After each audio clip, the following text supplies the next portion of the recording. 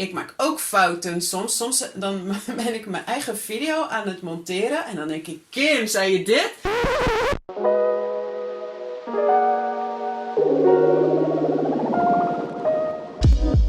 Hele goede middag. Hallo. Hallo. We hebben vandaag een speciale gast. We hebben vandaag Kim. Ja, dat ben ik. Hallo Kim. Hi Arthur. Super leuk om Kim erbij te hebben. Dus dat is onze speciale gast voor vandaag. Super mooi om bij elkaar te zijn. We gaan een paar vragen stellen aan Kim, omdat we Kim beter willen leren kennen. Allereerst wil ik graag namens onze groep aan Kim bedanken voor haar input in ons taalleven. Graag gedaan.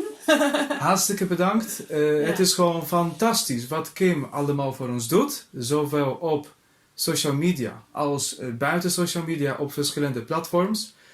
Dus bij deze, als je nog Kim niet kent, foei. Dan moet je even de boel inhalen, omdat gewoon Kim heel veel leuke materialen voor ons heeft klaargezet. Wat betreft Nederlandse grammatica, lifestyle en alles. Wat is jouw favoriete onderwerp om te bespreken? In mijn video's of nu? In de video's? In mijn eigen video's. Ik vind eigenlijk het altijd wel leuk om de Daily Dutch Conversation video's te maken. Dus, want daarin speel ik altijd 1, 2 of 3 andere rollen ook. En om me dan te verkleden en gewoon de dagelijkse situaties na te bootsen. Dat vind ik eigenlijk altijd wel heel leuk. Mooi. En wat is het minst favoriete onderwerp van jou? Die heb ik niet, want ik doe alleen wat ik leuk vind. Ik maak alleen video's over dingen die ik leuk vind. En ik hou van Nederlands, ik hou van de taal, ik hou van de grammatica. Dus ik hou zelfs van filmpjes over moeilijke grammaticale onderwerpen. Ik vind alles leuk wat ik maak. Anders maak ik het niet als ik het niet leuk vind. Mooi. Dat is gewoon heel leuk. En ook de manier hoe jij dat toont en presenteert is gewoon zo tastbaar, zo makkelijk, zo gebruiksvriendelijk. Dat ongeacht of grammatica moeilijk of iets anders is, ingewikkeld, complex, met jou kunnen we gewoon veel meer doen. Dus enorme dank voor jouw input op social media. Dankjewel. Graag gedaan. Even één vraagje, ja? Ja. Staat die camera aan? Ja, deze staat ook gewoon aan. Okay. Ja, zeker. Zeker. Moeten we ook die kant op gaan? Nee, maar meer dat ik kon niet zien of die timer deed. Sorry jawel. Dat ik nu al Niks aan de hand. Mooi. Dus, eerste vraag die we aan Kim hebben is natuurlijk een hele basisvraag. Kim, wie ben je? Oké, dat is inderdaad ook een heel brede vraag. Maar in het kort, ik ben een vrouw uit Nederland. Ik ben hier geboren en getogen. Ook al zijn er nog steeds mensen die dat niet geloven. Er zijn echt veel volgers die zeggen dat ik uit het buitenland kom. Maar dat is niet zo. Dus ik ben nu 37 jaar alweer. En ik ben dus content creator. Ik maak filmpjes en online cursussen om mensen Nederlands te leren. En ik ben ook de moeder van 2 katten. En die heten Nala en Veggie. En velen zullen die katten wel kennen. Jij misschien ook wel, want ze zijn vaak in mijn video's. Natuurlijk. Populairste katten in Nederland. Ja, bijna. Zo horen wij de top 10, denk ik. Van de populairste katten in Nederland. En verder in het kort, ik hou heel erg van dansen, van yoga, van de natuur, van lekker buiten over het strand lopen. En ik hou heel veel van eten. Ja, daar hou ik het nu even bij, want anders kan ik nog veel meer vertellen. Natuurlijk, mooi. Je hebt natuurlijk voldoende aspecten al genoemd. Superleuk. En de basisvraag die ik heb als Nederlandse taalleraar is: waar komt jouw passie vandaan? Waar komt die drive om andere mensen te helpen? Ja, nou ik had dat al vroeger op de middelbare school, dat ik het heel leuk vond om presentaties te geven. Ik vond het wel heel spannend, maar ik vond het altijd heel leuk. En ook op de universiteit vond ik het echt zo interessant om de meest complexe onderwerpen als onderwerp te nemen. En dan een presentatie te maken voor mijn studiegenoten om dan uit te leggen waar het over ging. Daarom ik denk dat dat het is, dat ik het dus ik vind het heel interessant om moeilijke dingen tastbaar te maken en over te brengen aan mensen. En de taal, ik hou van de taal, ik heb Nederlands gestudeerd. Ik vind het heel interessant hoe dingen werken en om dan over te brengen. En vooral aan mensen die de taal willen leren. Dus ik zou niet op een middelbare school Nederlands willen geven. Want daar zitten 3 kinderen die het leuk vinden en de rest vindt er niks aan. Nee, ik vind het wel, het moeten wel mensen zijn met motivatie. Ja, die moeten wel bereid zijn om te leren. Ja. En die moeten ook bewust kiezen om jouw content te kiezen en Precies. om met jou te gaan samenleren. Ja, precies. Ja, duidelijk. En hou je van Nederlandse literatuur? Ja, ik ben niet zo'n ontzettend grote lezer. Maar ik heb heel veel moeten lezen tijdens mijn studie. 70 boeken per jaar ongeveer. Oh. Dus er zat best wel veel Nederlandse literatuur tussen. En er zaten ook wel interessante boeken tussen. Dus, maar nu lees ik eigenlijk geen literatuur meer. Nee. Oké, check. Helemaal goed. Je publiceert regelmatig content natuurlijk. Fantastische filmpjes. Superleuk. Maar waar komt de inspiratie vandaan om regelmatig te publiceren, om juist zo diverse content te houden? Nou, in het allerbegin, toen ik in augustus 2019 mijn eerste video publiceerde, toen kwam de inspiratie van mijn studenten. Want ik gaf al 2 jaar of 3 jaar les aan studenten en voornamelijk in privésetting. En ik merkte op dat ze steeds dezelfde soort foutjes maakten. Dus toen dacht ik ga filmpjes maken over die kleine foutjes van lekker leuk, heel veel, van die woordjes die vaak door elkaar worden gehaald. En die ben ik gaan uploaden. Dus eigenlijk in eerste instantie zijn mensen zoals jij die de Nederlandse taal leren en die dan foutjes maken. Jullie zijn mijn inspiratiebron. Ja. En ja, toen ik op een gegeven moment echt meer en meer ging publiceren, toen dacht ik, oké, ik wil sowieso bijna alle grammatica behandelen. Nou, dus dat staat vast. Wat zijn grammaticale onderwerpen? En verder kom ik gewoon in het dagelijks leven zoveel dingen tegen. En die zet ik in mijn telefoon van, oh ja, dat is een onderwerp. Oh ja, dat is een onderwerp. Dus in mijn telefoon staat echt ontzettend lange lijst met onderwerpen. En af en toe kijk ik erin en denk ik, maak ik hier een lange video over of een korte voor Instagram? Nou, dit wordt een lange voor YouTube, dit wordt een korte voor Instagram. Mooi, Ja. mooi. Fantastisch, dus je houdt gewoon een lijstje bij. Ja. Leuk. Ja. Dat herken ik ook, moet ik wel zeggen. Als een persoon die dus ook content publiceert, herken ik ook wel dat soms die inspiratie spontaan naar voren komen. Soms sta ik onder de douche of iets anders. Ja, en dan denk echt, ik, hey, wacht even, dit wil ik even op een papiertje hebben, want dat wordt gewoon leuke content voor de groep. Ja. Mooi, ja. Superleuk. Ja, onder de douche heb je de beste ideeën. Dat klopt. Weet je hoe dat komt? Nee, vertel. Ja, omdat je dan ontspant. Wanneer je ontspant en je hersenen komen zeg maar in een ontspanningmodus, een beetje meditatieve staat, en dat is vooral onder de douche vaak, dan krijg je ideeën. Oké. Dus. Ik weet wel over Mark Wahlberg, die dus heel lang onder de douche staat. Omdat hij dus juist beste ideeën krijgt. Ja. Dus dat... Hoge energierekening. dat komt wel later wel. Mooi. Ja. Oké, dus inspiratie weten we, waar die vandaan komt. Maar nog steeds is de vraag over discipline die jij toont. Want 1 is natuurlijk dat we een papiertje hebben en notities maken. Maar 2 is juist om gewoon energie, tijd en de moeite willen nemen om juist gewoon iets te kunnen creëren. Je noemde zelf dat het gewoon enorm lang kost om gewoon een filmpje te maken op YouTube. 20 uur, zeg je? Dat is echt heel veel tijd en moeite om een filmpje voor elkaar te zetten. Waar komt jouw discipline vandaan dat het regelmatig wordt content gepubliceerd? Op Instagram, op YouTube, op andere manier? Vertel. Ja, dit is wat ik doe. Dus toen ik begon met filmpjes maken gaf ik nog les. Toen was ik dus heel veel tijd kwijt aan lesgeven en content maken. En op een gegeven moment werd ik overspannen, omdat het gewoon te veel was. En nu geef ik geen les meer, dus dat scheelt. Dus al mijn tijd is om content te maken.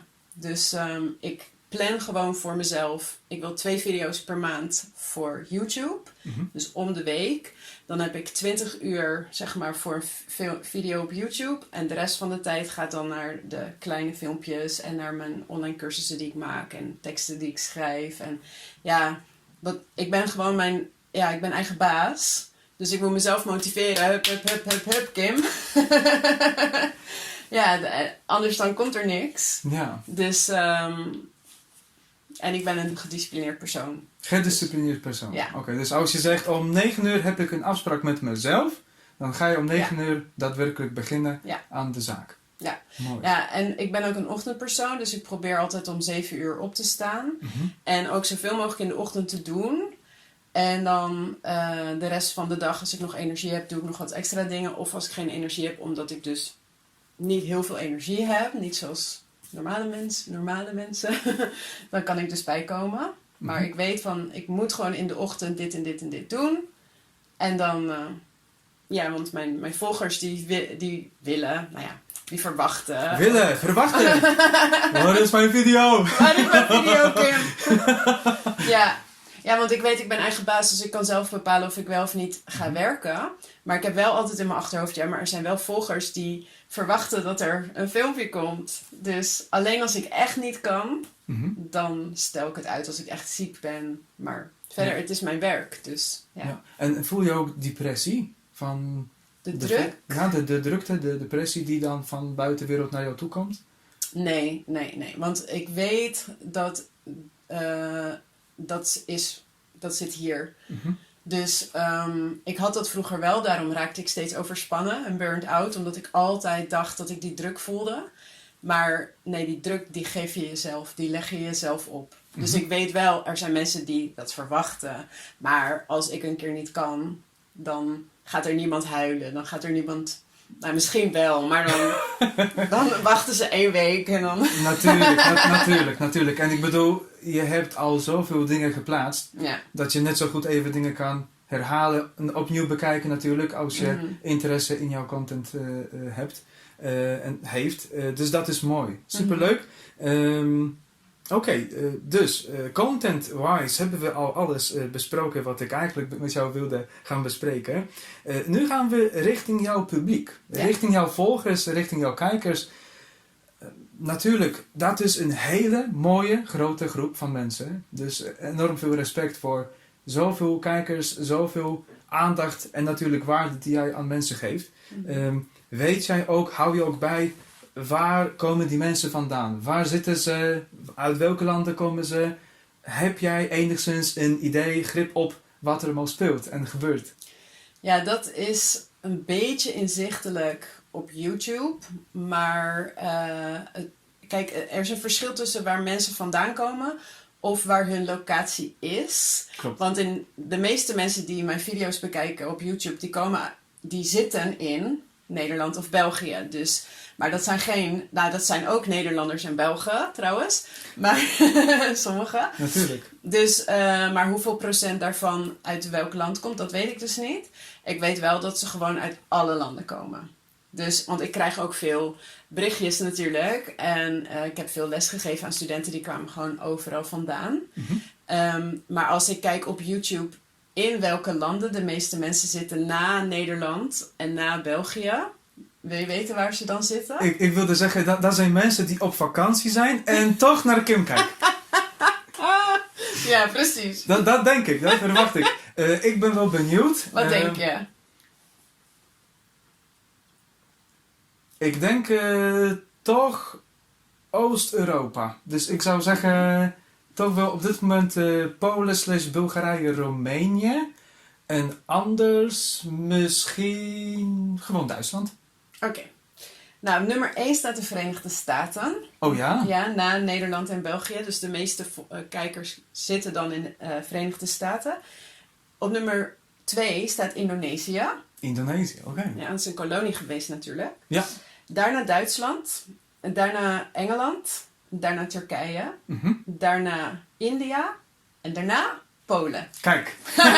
Polen staat op nummer 7. Mooi. Ja. Mogelijk na dit filmpje gaan we ook groeien. Ja, precies. Dat wilden wij heel graag natuurlijk. Ja.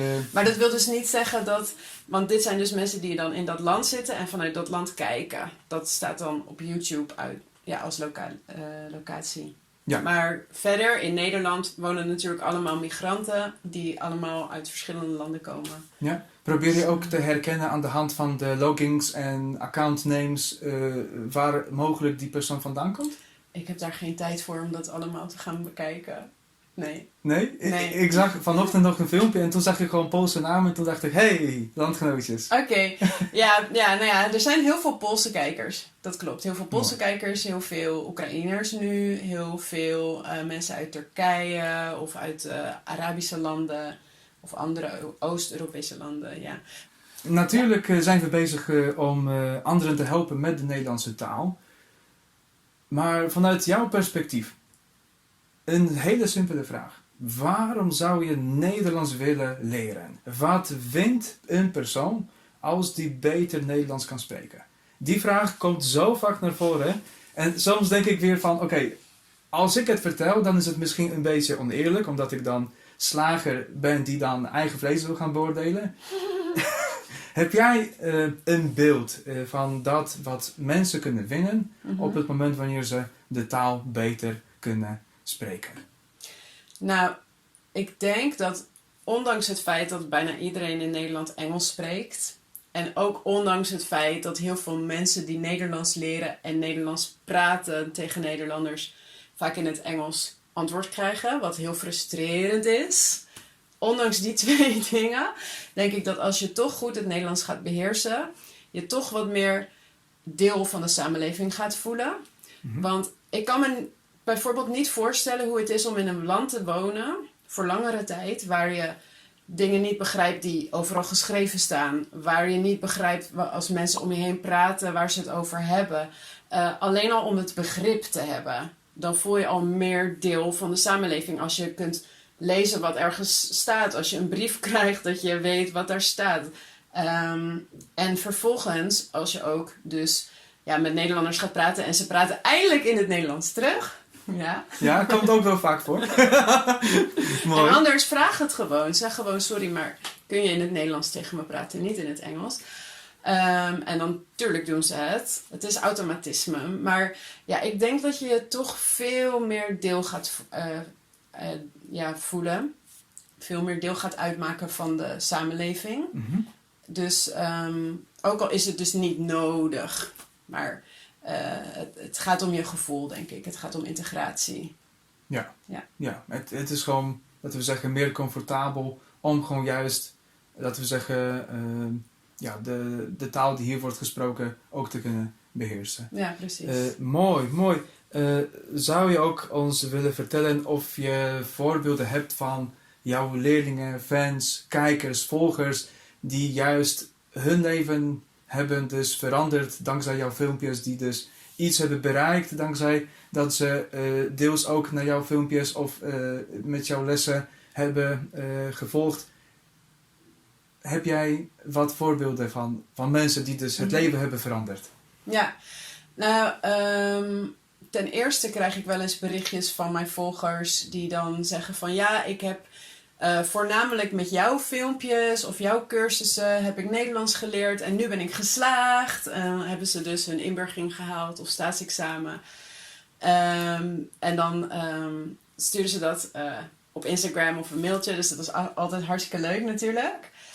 En er zijn ook mensen die bijvoorbeeld alle video's van mij kijken, dus mijn leven volgen. En ik maak ook wel eens filmpjes over mijzelf en over mijn ontwikkeling.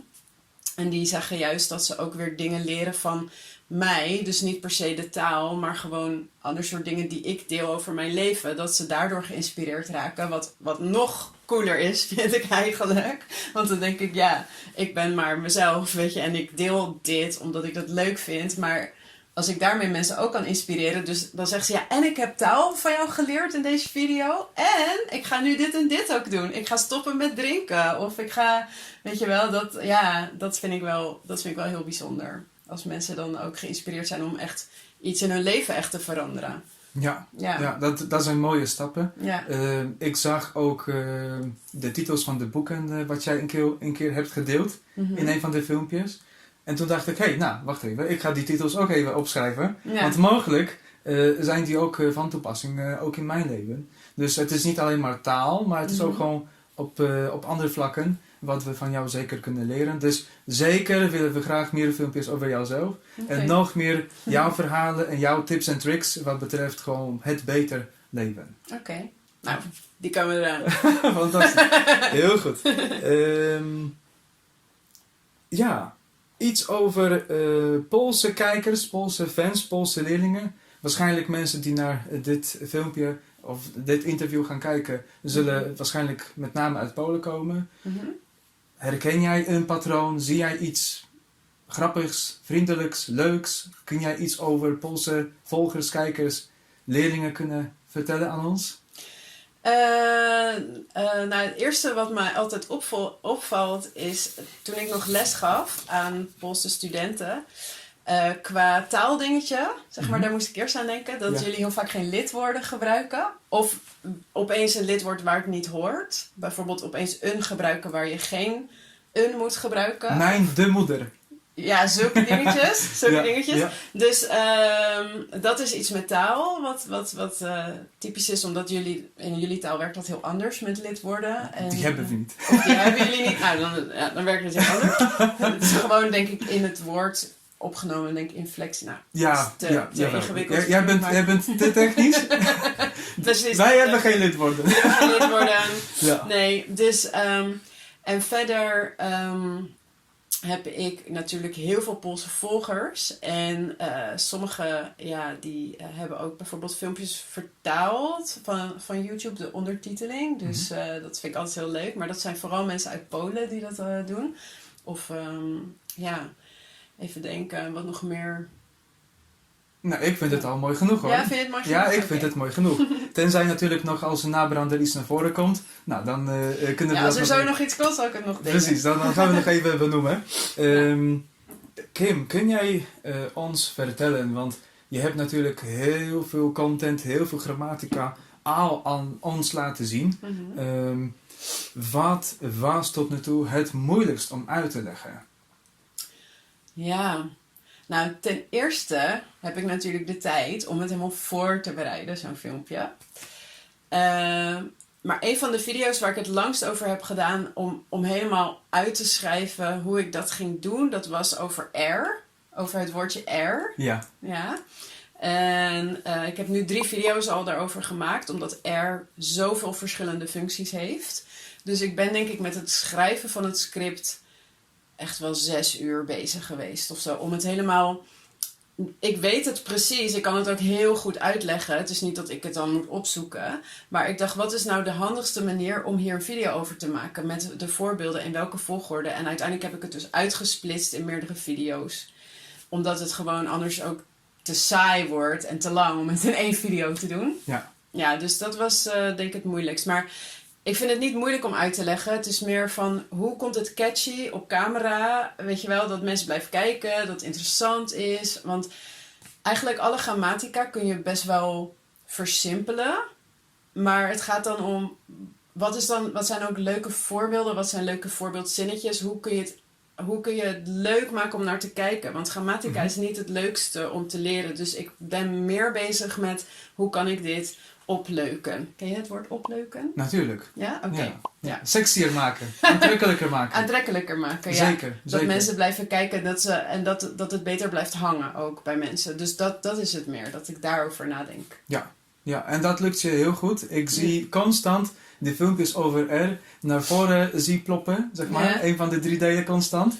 Dus dat betekent dat het gewoon een populaire manier was om, zeg maar, over R iets meer te kunnen weten.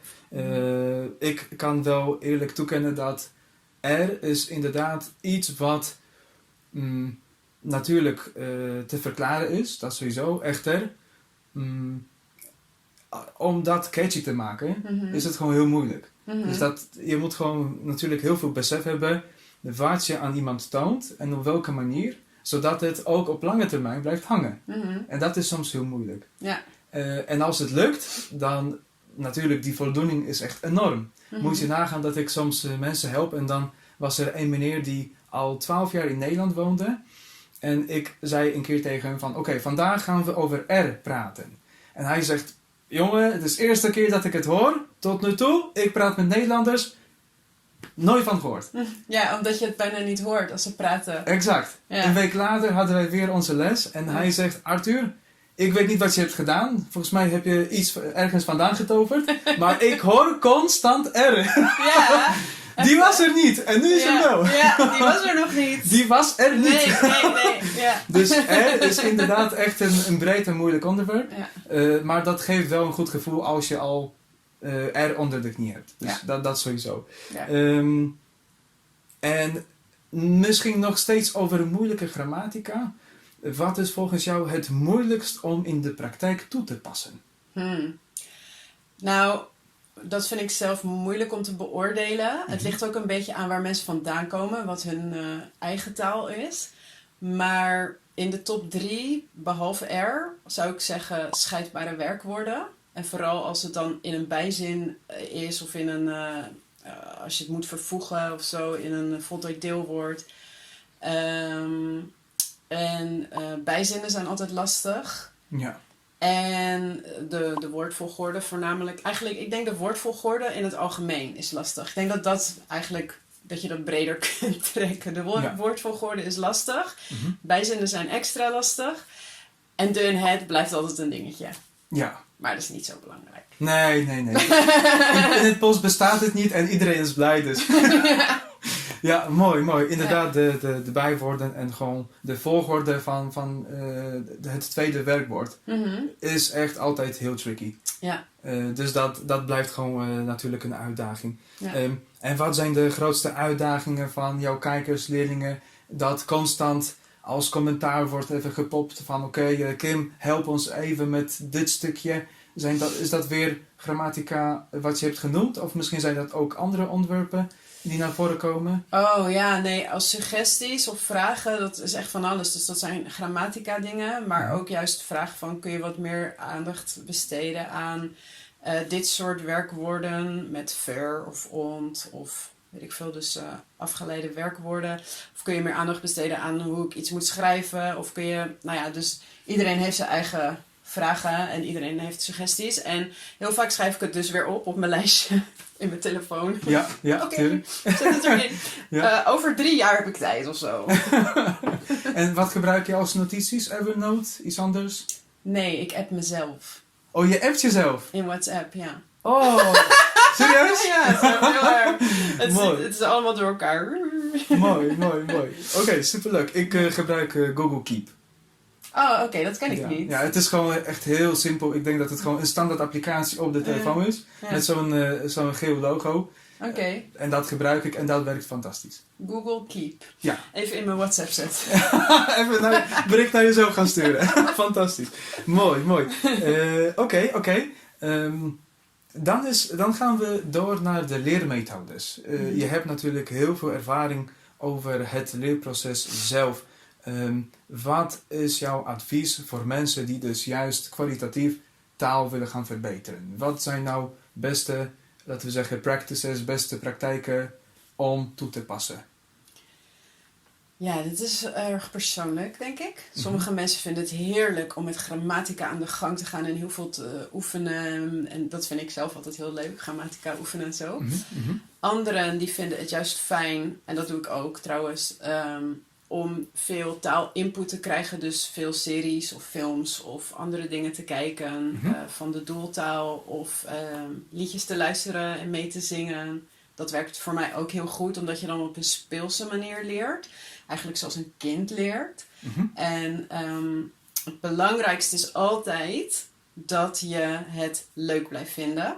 Dus als je het heel leuk vindt om heel veel grammatica te doen, dan moet je dat doen. Maar als je daar helemaal niet van houdt, zoek dan dus iets wat jij wel leuk vindt. Wat het wel leuk maakt voor jou om een taal te leren, om gemotiveerd te blijven. Ik denk dat de motivatie vasthouden het belangrijkste is. En dan zijn er zoveel methodes en er is zoveel beschikbaar op internet en op alle social media. Ja, dan komt uiteindelijk wel dan is er uiteindelijk wel iets wat bij jou past. En, maar in ieder geval probeer wel ook vanaf het begin veel input te krijgen door dingetjes te kijken of luisteren. Dat je weet hoe de woorden worden uitgesproken, hoe het klinkt. En zodat je ook sneller kan overgaan naar het praatgedeelte. Want als je alleen maar blijft lezen en in de boeken blijft en dus nooit luistert of niet gaat praten, dan blijft het heel passief eigenlijk. Maar dat kan ook het doel zijn. Hè? Er is ooit iemand geweest die zei, ik ben Nederlands gaan leren omdat ik Anne Frank, het dagboek van Anne Frank, in het Nederlands wil lezen. Dus haar doel was gewoon alleen lezen. Nou, prima, als dat jouw doel is, weet je wel? Ja, dan is dat toch mooi. Dus maar zorg dus dat je iets vindt wat jou enthousiast houdt. Ja, check in the box. Ik weet nog van vroeger, dat heb ik niet aan jou nog verteld. Een van mijn inspiraties om juist Nederlands te leren. Eén, natuurlijk omdat het een behoefte was om überhaupt middelbare school af te ronden. Maar het tweede was om een gesprek met Nederlandse voetballers te kunnen voeren. Oh, cool. Dus ook gewoon om interviews in hun moedertaal te kunnen begrijpen. Ja. En dat was voor mij echt gewoon zo'n fantastisch moment. Dat ik Louis van Gaal heb gezien, Jaap Stam heb gezien. En niet dat ik brede gesprekken met die gasten heb gevoerd, dat sowieso niet. Maar gewoon het gevoel en voldoening van oké, dit was ooit onrealistisch voor mij en ooit als een doel vastgezet. En op een gegeven moment komt het vanzelf naar voren van joh, dit heb je gehaald, dit heb je bereikt. Ja. Dus dat werkt wel en dat was een soort innerlijke drive, een van de, om juist gewoon Nederlands te leren. Dat is wel mooi. Wat ik nog wilde gaan toevoegen is dat ik heb soms het gevoel dat de dames liever theoretische zaken willen gaan doen. Terwijl mannen vaker een neiging hebben om in praktijk allemaal dingen te oefenen, zonder dat ze heel veel over grammatica gaan denken. Klopt. Herken jij dit patroontje? Ja, ik herken het ook. Ik herken het natuurlijk van toen ik nog les gaf. Dat vaak met mijn mannelijke studenten, die kwamen naar de les of online. En die hadden zoiets van, we gaan gewoon een uur lang of 1,5 uur lang praten. Gewoon hun spreekvaardigheid oefenen. En die wilden niet te veel grammatica doen. En vrouwen wel van, ja, meer feedback en nog meer grammatica. Ja, echt zo leuk. Mooi. Ja. Dus eigenlijk is er altijd een kwestie om een compromis te vinden tussen beide zaken. Want beide zijn even belangrijk natuurlijk. Maar grammatica is ook tijdelijk. Dus grammatica leer je in het begin. En het is wel belangrijk dat je de essentiële dingen goed onder de knie krijgt. En als je dan kleine foutjes blijft maken, dat maakt niet zoveel uit. Maar essentiële dingen moet je goed onder de knie krijgen. Maar uiteindelijk kun je die ook alleen maar oefenen door veel te gaan praten. Dus uiteindelijk is het praten toch nog wel belangrijker, denk ik. Ja, toepassen van de kennis. Ja. Check. Aan de hand van jouw ervaring, hoeveel tijd kost het om te kunnen zeggen dat je Nederlands kan leren spreken? Dat je Nederlands kan? Hoeveel tijd zou het ongeveer kosten? Het is persoonsafhankelijk. Wat voor niveau? Laten we zeggen het niveau dat iemand tevreden is. Nog steeds heel abstract. De een is tevreden met A1 en de ander met C2. Dus. En als we dat eventjes in stukjes gaan splitsen, gewoon met fundamenten, met gewoon, laten we zeggen, losse dingetjes gaan communiceren. Hoeveel tijd zou het gaan kosten? Ja, ik vind dat lastig. Ik heb namelijk studenten gezien die waren zo gemotiveerd. Die spraken binnen 3 maanden echt redelijk goed Nederlands. Dat ze gewoon echt basisdingen prima konden doen.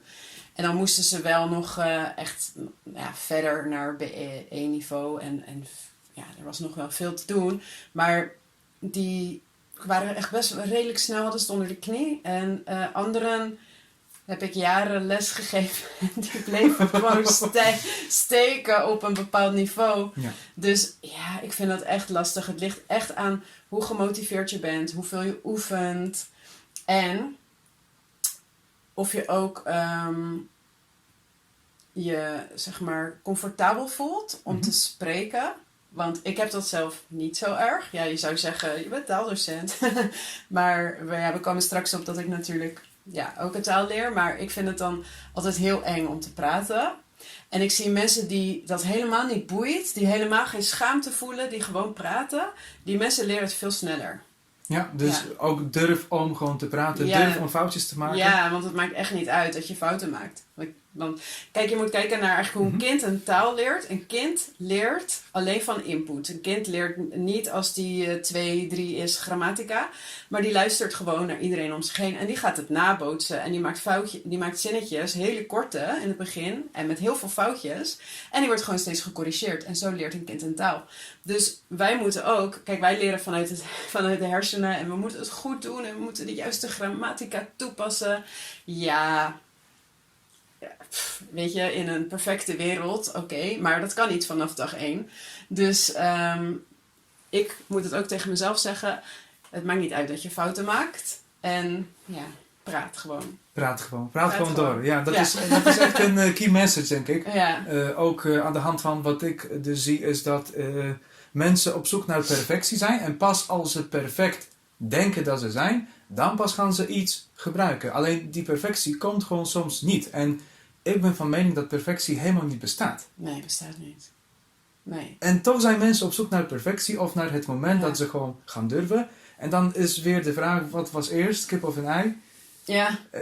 Komt eerst perfectie en dan ga je praten? Of ga je eerst praten en dan volgt ooit een keer het moment dat je gewoon optimaliseert? Ik wil niet zeggen dat je perfectie gaat bereiken. Die ga je niet bereiken waarschijnlijk. Niemand gaat het bereiken. Mm-hmm. Dus dat is nog steeds een kwestiepunt altijd tijdens mijn lessen ook. Als iemand niet durft te praten, dan zeg ik altijd... Joh, ga gewoon lekker uitproberen. Kijk even en anders ga je feedback verzamelen. Dan leer je ook heel veel van. Precies. Niemand spreekt perfect Nederlands. Zelfs Nederlanders niet. Nederlanders maken ook fouten. Ik maak ook fouten soms. Soms dan ben ik mijn eigen video aan het monteren. En dan denk ik, Kim, zei je dit? En dan zet ik zo met een sterretje het juiste. Ik zeg heel vaak refereren naar. Maar dat is het niet. Dus refereren aan. Dus perfectie bestaat niet. Dus wat dit betreft ben ik wel dankbaar dat je dit ook hardop hebt genoemd. Ja. Aangezien dat ik gewoon zo vaak dit idee tegenkom. Dat mensen gewoon op zoek naar een perfectie zijn. Of ja, dat werkt niet zo. Mm-hmm. Dat werkt niet zo. Je moet gewoon durven. Ik was zelf altijd een hele bescheiden jongen die niks wilde gaan zeggen en niks durfde. Jij zei dat je het leuk vond om te presenteren. Ik vond het verschrikkelijk. Ik weet nog toen ik zelf aan het debatteren was op de middelbare school. Ja. Dat was echt zo heftig, zoveel stress om zeg maar over een onderwerp te gaan debatteren. Standpunten te gaan met elkaar mengen, wisselen, tegenhouden. Ja, dat was echt heel veel stress. En nu denk ik weer van, ik heb het zo vaak geoefend.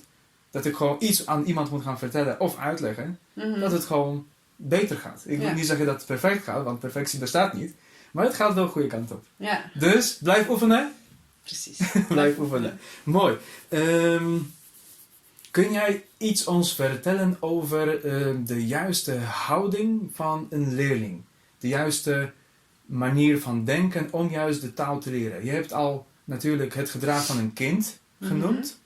Is er nog iets wat jij met ons wilt gaan delen als een soort juiste houding of een positieve houding om dingen te durven?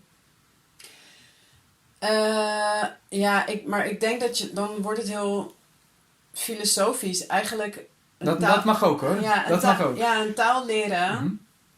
Ik wil het eigenlijk vergelijken. Het is gewoon hetzelfde als alles leren. Wij hebben als mensen heel veel beperkende overtuigingen. En heel snel het idee dus dat het perfect moet, dat we het niet goed doen. En dan gaat het ons tegenstaan, voelen we ons niet meer gemotiveerd en stoppen we ermee. Nou, ik uit eigen ervaring, ik leer nu bachata en salsa dansen. En in het begin vond ik dat heel leuk en toen ging het heel snel met leren. En op een gegeven moment voelde ik me opeens heel onzeker worden en keek ik naar andere vrouwen en dacht ik, zij kunnen het veel beter dan ik en ik ga niet vooruit en ik ging het steeds minder leuk vinden. Dus ik ging steeds met minder zin naar mijn dansles. En als ik dan ging dansen voelde ik me steeds heel onzeker en dan ging het dus fout en dacht ik, zie je, ik doe het allemaal fout en ik kan het niet. En nou, bla bla bla, je gaat steeds meer naar beneden. Mm-hmm. En toen was ik een keer ergens en toen had ik het hierover. En nou ja, om een lang verhaal kort te maken, toen ging ik nadenken weer over waarom ben ik begonnen met dansen? Ben ik begonnen met dansen om de perfecte danseres te worden? Nee, ik ben begonnen met dansen omdat ik het leuk vind. Omdat ik hier mijn passie in heb gevonden. En omdat elke keer als ik dans, dat ik heel blij word. Dus ik dacht, ik moet gewoon weer naar dat gevoel van dat ik er heel blij van word. En niet dat ik het goed moet doen en dat het perfect moet zijn. Want dat hoeft niet. Ik word geen danseres. Ik ben al docent Nederlands. Dus ik heb toen een energetische oefening gedaan met mensen om mijn overtuiging te veranderen. Mijn overtuiging was namelijk geworden, ik ben niet goed in dansen. En mijn overtuiging moest weer worden, ik geniet van dansen. Niet, ik ben goed in dansen. Nee, ik geniet van dansen. Nou, ik zweer het je, het heeft gewerkt. De week daarna was het echt minder. En toen kwam ik weer omhoog. Ik ging weer van genieten. Het ging ook weer beter. Ja, veel meer lol natuurlijk. Veel meer lol, ja. Dus alles wat je leert is altijd moeilijk. Of vaak moeilijk. Het zit altijd een proces in. Zeg maar een learning curve. Het gaat zo, het gaat niet zo. Klopt. Dus je gaat soms heel snel omhoog en dan stagneert het een beetje. Ga je misschien een beetje zo en dan ga je weer zo. Dus het is gewoon een learning curve. En we moeten dus niet die beperkende overtuigingen hebben de hele tijd van en alles gaat fout. En focussen op wat niet goed gaat. Maar proberen weer in contact te komen met waarom doe ik dit? Wat is mijn motivatie? En voor de meeste mensen is dat wel dat ze het willen leren. Sommigen moeten. Dan is het moeilijker. Maar als je het vanuit een vlammetje doet.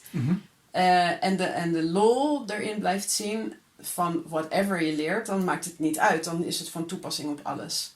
Om gewoon weer dat te doen vanuit jouw kinderlijke enthousiasme eigenlijk. Dus weer als een kind. Leer als een kind. Met je enthousiasme, met fouten. Fantastisch. Ja, echt, dat is echt heel inspirerend wat je zegt. En dat moet kloppen. Ik haal energie uit en dan komen die 3 puntjes om zeg maar zelf in te vullen. Ik haal mijn energie uit de danslessen. Ik haal mijn energie uit puntje. En dan volgt dat wat je zou kunnen doen, wat je doet. Ik denk ook dat als er een enorme behoefte bestaat om juist iets te realiseren, dat ook die motivatie enorm stijgt. Waardoor dus men vaak geneigd is om in het begin tenminste hard te presteren.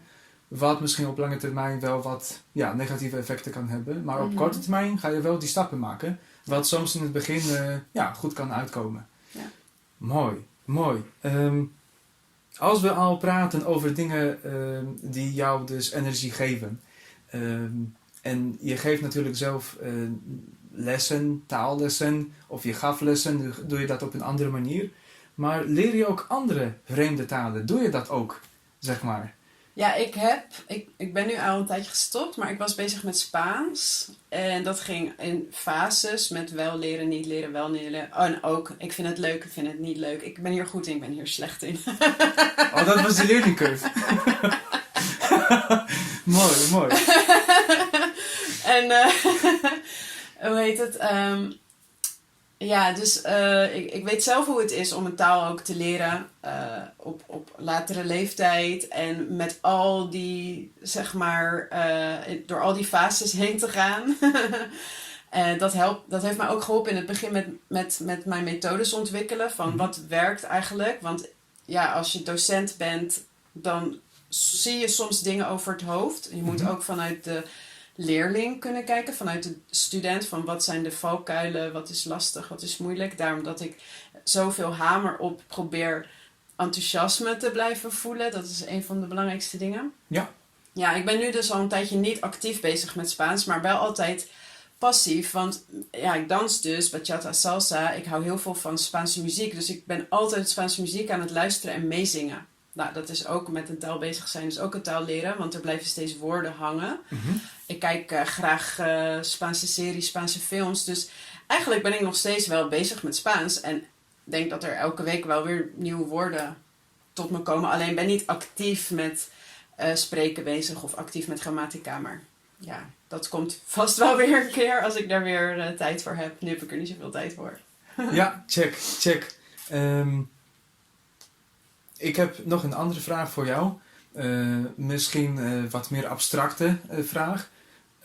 Beste Kim, waar zie je jouzelf over 5 jaar?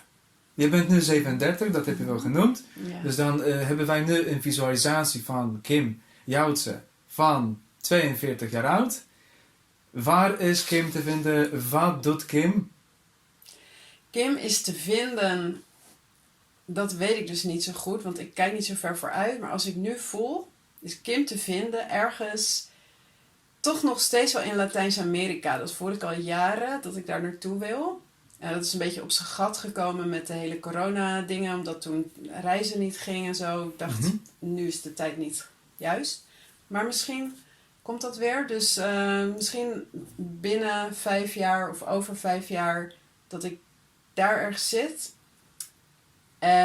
Ik wil sowieso doorgaan met wat ik nu doe, maar ik wil misschien op een gegeven moment een beetje meer afbuigen naar misschien wat meer lifestyle of persoonlijke ontwikkeling of samenwerkingen met andere leuke mensen maken qua content creëren en zo. Ja, en ik ben zo bezig met mijn spirituele ontwikkeling. Ik hoop dat ik echt binnen 5 jaar toch ook wel qua persoon nog meer groei.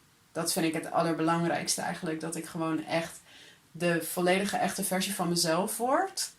En en daar zal ik ook wel meer nog over delen, over deze reis. Omdat ik echt steeds meer in contact kom met mezelf en ontdek wie ik ben. Je denkt dat je altijd weet wie je bent. Nou, ik ben erachter gekomen dat ik dat dus eigenlijk helemaal niet zo goed wist. En nu ben ik ermee bezig om meer in contact te komen met mezelf. Ja, dat is eigenlijk de mooiste reis. Dus daar hoop ik over 5 jaar ben ik veel verder daarin. Mooi. Mooi. Dat en professionele bachata-danseres. Kijk, hè? Ja, en nog steeds energie vandaan halen. Dat moet nog steeds, natuurlijk, als hoofdpunt.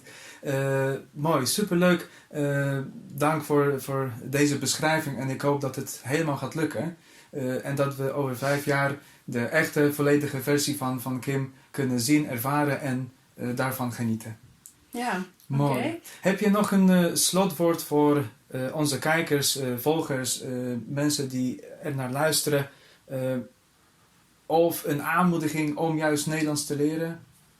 Oh, jeetje. Je hebt natuurlijk heel veel al genoemd, hè? Ik bedoel, maar misschien is er nog iets dat je zegt van oké, dit wil ik nog even kwijt. Glimlachen mag ook. Nee, want ik denk dat we eigenlijk alles hebben besproken wat belangrijk is. En voor jouw kijkers die nu kijken en die mij ook volgen, wil ik in ieder geval zeggen dankjewel voor het volgen. Als je dus al een tijdje Nederlands met me leert. Ik heb nooit echt de kans om 1-op-1 of om echt met mensen in gesprek te gaan. Maar nu via Arthur toch een beetje kan ik me tot jullie richten. Dus dank jullie wel als jullie mij dus volgen. En ook dankjewel voor de uitnodiging om hier te mogen praten. Nou ja, voor jouw volgers. Ik vind het echt heel erg leuk. Was een heel interessant gesprek. Ja, en verder heb ik eigenlijk niet zoveel nog toe te voegen. Mooi. Dank voor dit waardevolle gesprek. Ik weet zeker dat we mooie leerpunten hier vandaan kunnen halen. En misschien, wie weet, wat we in de toekomst gaan doen, wat de toekomst gaat brengen. Misschien komen er nog meer gezamenlijke projecten. Dank voor jouw input tot nu toe. Namens ons hele community, Poolse bevolking hier in Nederland. Graag gedaan. Dus, hoe zeg ik graag gedaan in het Pools? Proszę bardzo. Proszę bardzo. Proszę bardzo. Ja. Proszę bardzo. Oké, dankjewel Kim. Ja. En wij zien elkaar natuurlijk op social media. Jullie kunnen ook social media van Kim verder gaan volgen natuurlijk. Linkjes ga ik ook plaatsen onder het filmpje wat we hiervoor gaan maken. Dus bij deze, fijne dag nog en tot snel. Doei! Doei.